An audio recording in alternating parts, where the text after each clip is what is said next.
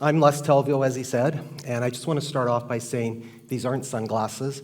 I don't have a Bono complex, maybe a little Elton John. However, I will touch on the glasses later in my presentation. I want to be able to talk to you about words and stigma and their impact on people. To do this, I will include some of my personal experience with stigma and the part words had to play. As we all know, words are one of the ways we communicate with each other. Words are very powerful. Words used skillfully can generate purpose, encouragement, and even peace. But words used negatively can be weapons of conflict, confusion, and fear.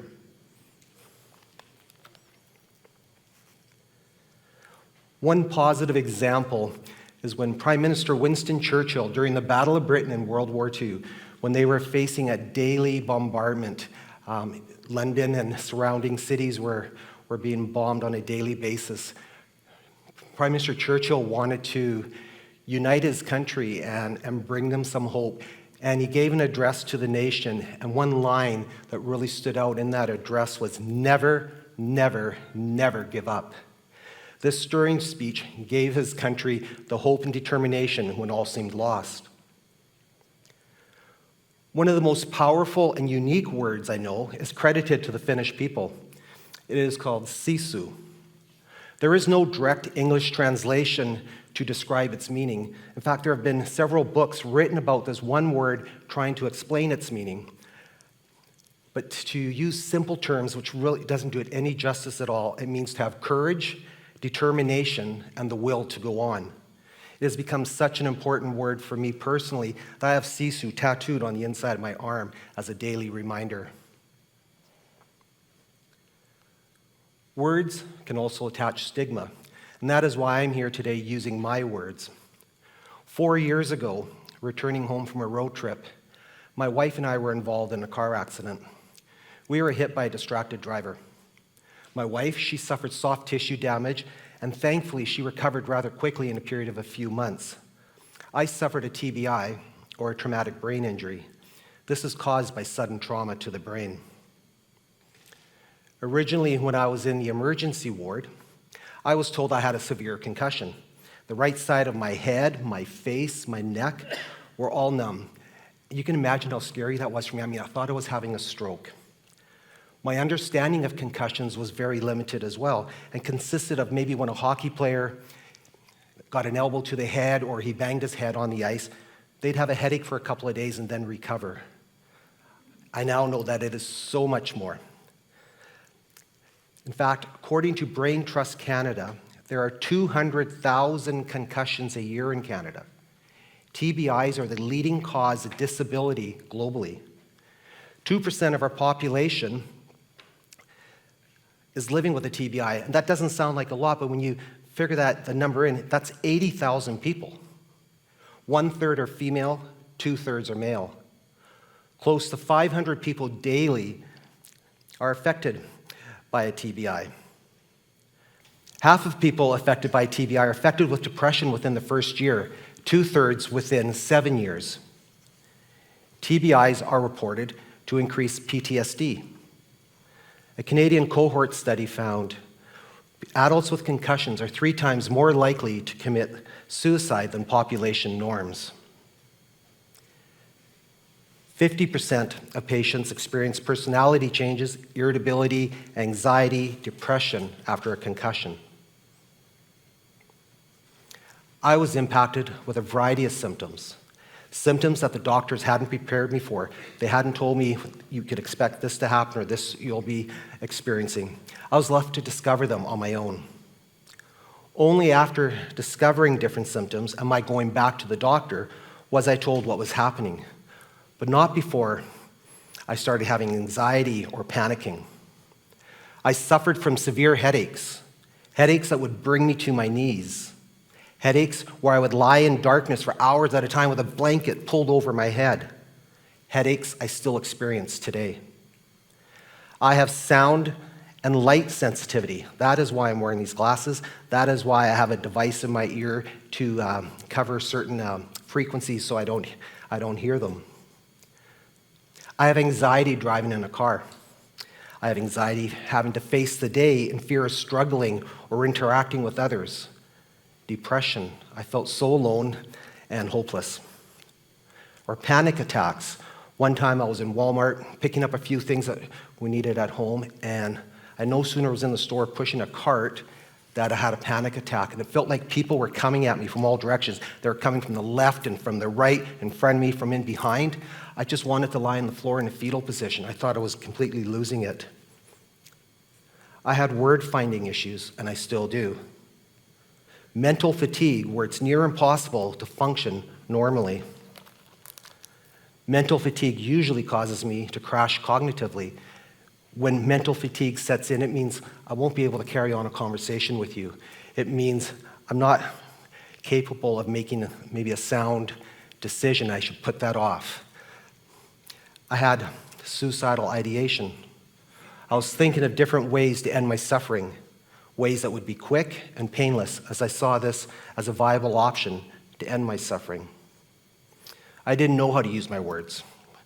I didn't know how to speak to those closest to me, so I suffered in silence.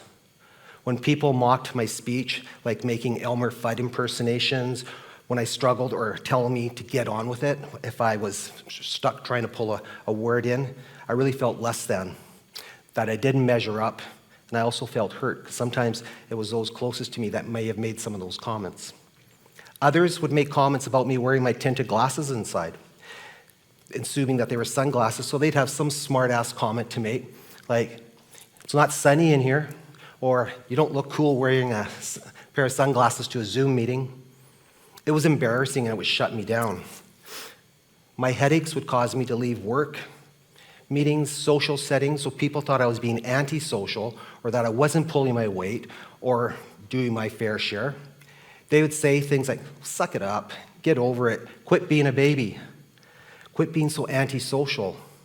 So I started second-guessing myself. I started believing some of the things that they were saying.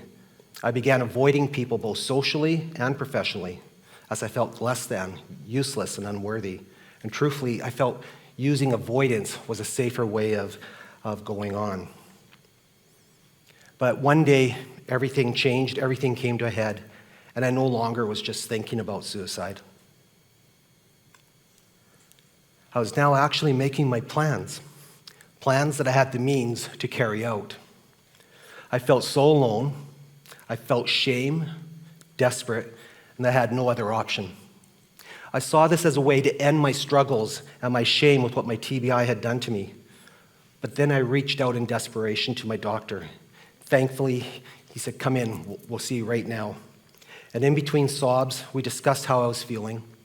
We talked about going on medication and medicating how I was feeling, or seeing a counselor. He said, maybe you can go to therapy. I chose seeing a counselor as I didn't want access to any more pills. So my doctor, he wrote up a referral, but he said, you're going to have to locate the counselor for you. So I started doing some research online and checked out some different places, and I landed on one that seemed like the right fit. I met with a therapist who helped me unpack my feelings, my fears, my anxieties, and my depression.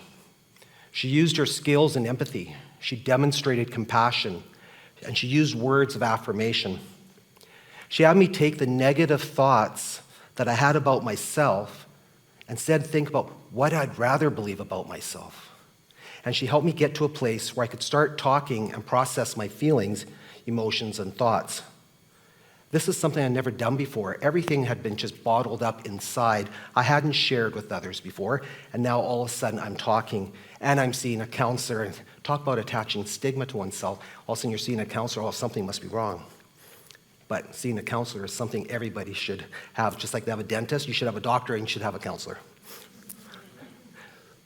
We uncovered past traumas that were linked to my accident, and during one of our sessions, while I was talking about some tough stuff, and I was struggling with talking about it, she said 3 words to me as I was sharing and weeping.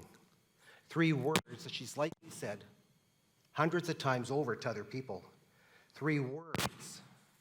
3 words that made me feel someone believed in me. The 3 words she said to me were, you got this. 3 words that were said with such sincerity. 3 words that inspired me and impacted me in a positive way. Those 3 words made me realize I can handle this, I will handle this, and I'll make it through. I'm more than my TBI. My struggle with stigma and the way I was feeling, it made me realize, and I'm not proud of it, but I have to admit it, I've used my words in ways that have belittled people. I've used words that have caused others to feel stigmatized. I want to say, oh, I didn't mean to do that, or I didn't know what I was doing or saying, but those are just excuses. We need to take responsibility for what we say and how we say it. Words are the most powerful tool we have to build each other up, and the most powerful weapon we have to teach each other, to tear each other down. I was trying to think of another example of a word that has the same kind of power to do good and or to be destructive. And water is what came to mind. Water has the ability to refresh us when thirsty. Water sustains life. But water can also be very destructive, which we saw in this very community of Abbotsford 2 years ago. Banks overflowed, dikes broke, there was devastating damage and loss of life to the tune of several thousand livestock. When choosing our words, we need to think how they'll impact the person they're intended for. We can't use excuses. Let us choose to use our words to shape our world in a way that future generations will love one another and lift each other up. It's what I'm going to do. I got this. Thank you.